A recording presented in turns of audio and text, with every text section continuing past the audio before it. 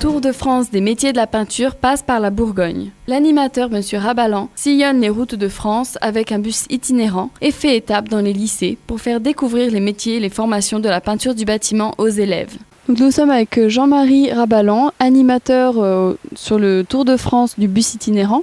Donc expliquez-nous ce qu'est le bus itinérant. Le bus itinérant donc, est un bus aménagé avec donc un vidéoprojecteur et le but c'est de faire découvrir aux jeunes collégiens 4e, 3e les différents métiers dans le monde de la peinture. Mais pourquoi en fait la peinture et pas un autre corps de métier ? Alors c'est une corporation qui s'est donc payé ce bus, donc je vous le disais tout à l'heure, afin de le faire découvrir, parce que c'est vrai qu'on manque de main d'œuvre dans ces métiers-là, des main d'œuvre qualifiées, et on sait très bien qu'un jeune, quand il est en 4e, 3e, n'a pas réellement idée de ce qu'est un peintre. Combien de dates avez-vous déjà fait ? Combien de villes ?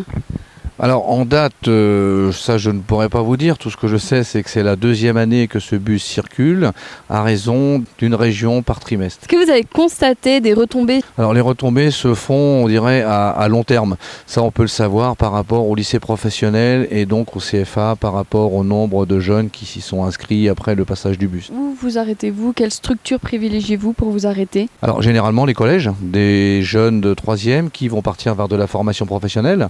Donc c'est pour ça que c'est important de leur faire découvrir donc plein de métiers afin que ces jeunes viennent dans un métier peinture ou autre, mais que ce soit un métier de choix et non pas un métier par défaut. Quel soutien avez-vous de la part des entreprises ou des écoles ?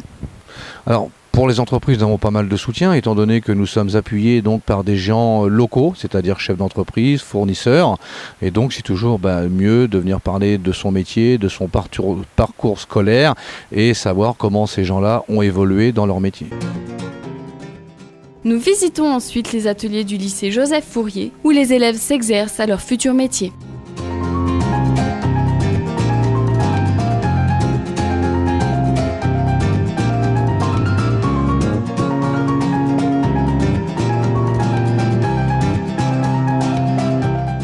Nous rencontrons M. Fabre, président des peintres de Lyon, qui nous parle de son association. Donc notre association regroupe une centaine d'entreprises dans le département, essentiellement des entreprises artisanales. Et c'est vrai que nous sommes partenaires de ce genre d'opération pour développer le métier de peintre, aussi bien par les CFA, où généralement nous sommes bien implantés dans les CFA, ainsi que dans les lycées professionnels. Comment ressentez-vous l'évolution de la profession de peintre au niveau sociétal ? Comme la majeure partie des professions du bâtiment, effectivement, il y a une baisse d'activité actuellement, même au sein de la peinture. Nous sommes un achat plaisir.